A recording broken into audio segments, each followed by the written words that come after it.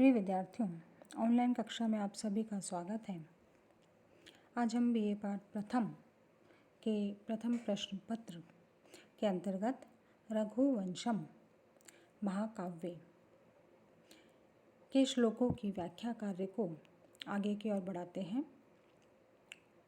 इसके पहले वाले व्याख्यान में हमारे 3 श्लोक हो गए थे, तो आज हम इस व्याख्यान में चौथे श्लोक से प्रारंभ करेंगे।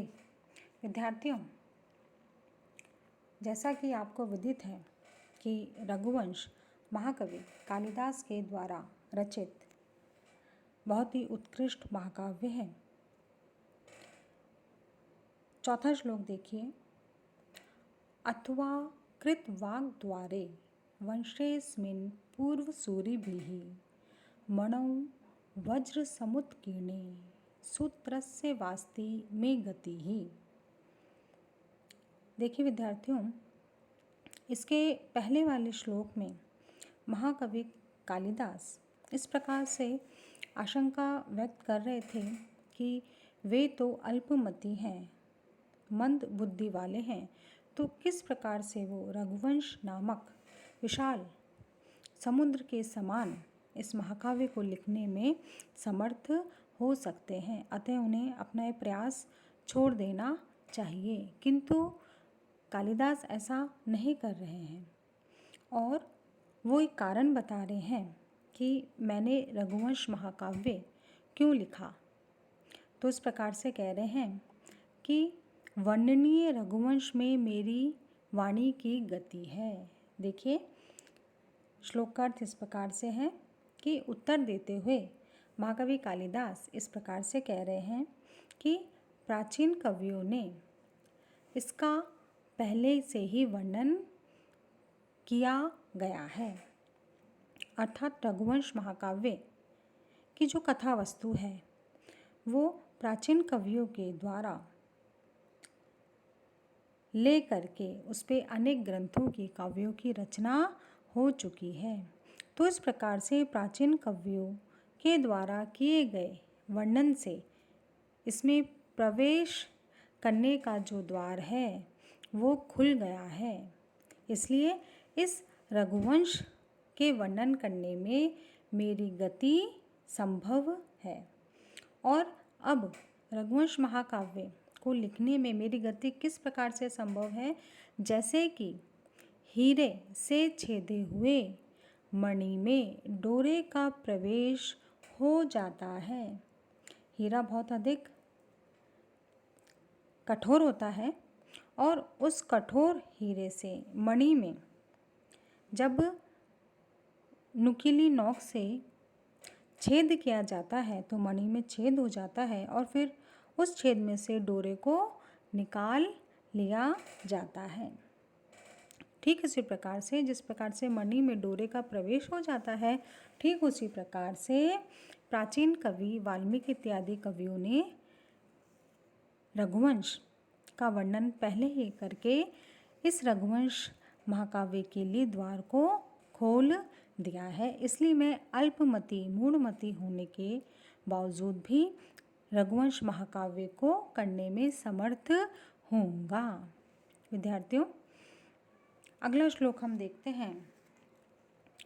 सो हम आ जन्म शुद्धा नाम आ फलोदय कर्माणाम आ समुत्क्षितिषा नाम अनाकरत वर्तमानाम। छात्रों, यहाँ पर ये जो श्लोक है 5वें श्लोक से 9वें श्लोक तक कालिदास ने रघुवंश में उत्पन्न होने वाले जितने भी राजा हैं उनकी विशेषताओं का वर्णन किया है।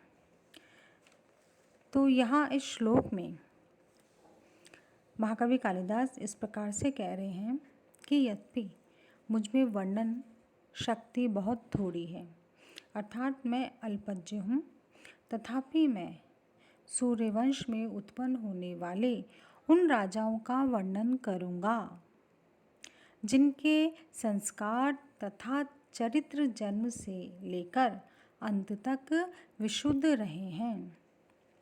तो सूर्यवंशी राजाओं की सबसे पहली विशेषता है कि वो संस्कारवान हैं और उनके जो संस्कार हैं वो जन्म से लेकर मृत्यु पर्यंत तक शुद्ध रहे हैं, विशुद्ध रहे हैं। उनका जो चरित्र है वो संस्कारित है और वो जो संस्कार हैं, वो जो गुण हैं, वो सारी विशेषताएं रघुवंश में जो भावी राजा हैं वहाँ तक चली गई है। दूसरी विशेषता, जो किसी भी कार्य को प्रारंभ करने के बाद उसे पूरा करके ही छोड़ते हैं। अर्थात जो कार्य सूर्यवंशी प्रारंभ करते हैं जब तक वो समाप्त नहीं हो जाता है तब तक उस कार्य के पीछे पड़े ही रहते हैं और उस काम को पूरा करके ही छोड़ते हैं। और जिनके साम्राज्य की सीमाएं समुद्र तक फैली हुई है, यानी जिनका विशाल साम्राज्य है, इतने विशाल साम्राज्य के स्वामी सूर्यवंशी हैं, रघुवंशी हैं। चौथी विशेषता, जिनके रथ का मार्ग स्वर्ग तक जाता है। कहने का मतलब है कि उनका जो रथ है वो पृथ्वी से स्वर्ग तक मार्ग में आते और जाते हैं। तो इस प्रकार से स्वर्ग में देवताओं तक जिनकी पहुँच है, ऐसी विशेषताओं से युक्त रघुवंश में उत्पन्न होने वाले राजा हैं, सूर्यवंशी राजा हैं। तो इस प्रकार से सूर्यवंशी राजाओं की यहाँ पर महाकवि कालिदास ने विशेषताओं का वर्णन किया है। छात्रों, अगला श्लोक देखिए। यथा विधि हुताग्नीनाम यथा कामा चिंतार्तिनाम यथापराध दंडानाम यथा काल प्रबोधिनाम। अब यहाँ महाकवि कालिदास क्या कह रहे हैं कि सूर्यवंशी राजाओं की और भी विशेषताएं हैं और इस कुल में उत्पन्न जो राजा हैं उनके शासन करने में और प्रजापालन के संबंधित जो समस्त गुण हैं वो उनमें विद्यमान है। रघुवंशी लोग विधिवत अग्नि में हवन करते थे।